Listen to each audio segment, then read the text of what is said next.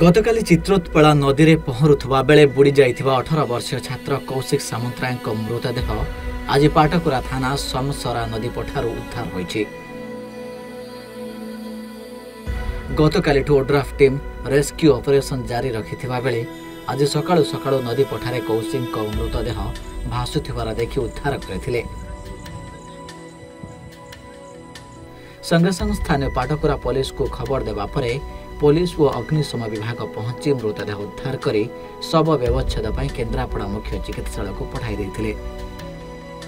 नईकि जाइथिलु शारदा प्रसाद बारी मु आ जे बुड़ी गले 3 जण आमे थिलु एठी ठाकुआणी कतरे जनकर काली पाळी थिला।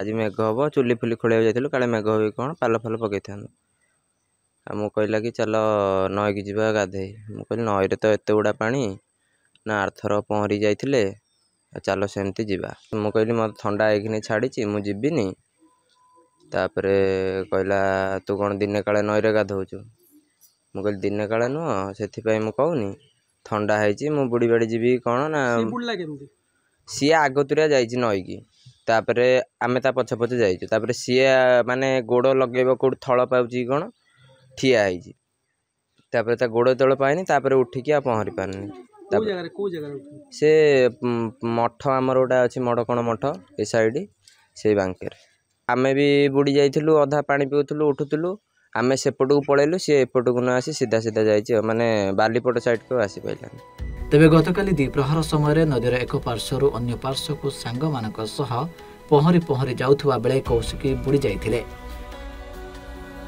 अग्निशम विभाग उद्धार कार्य लागिथिले भी तांकर शरीर मिली नथिला। तेबे काली संध्यार ओड्राफ टीम पहुंची उद्धार कार्य लगी पाखापाखि 20 घंटा पर मृत शरीर उद्धार होइछि। स्थानीय अंचल में शोकाकुल परिस्थिति सृष्टि होइछि। डेरा विश्रु बाबुली मलिक रिपोर्ट सूचना टीवी।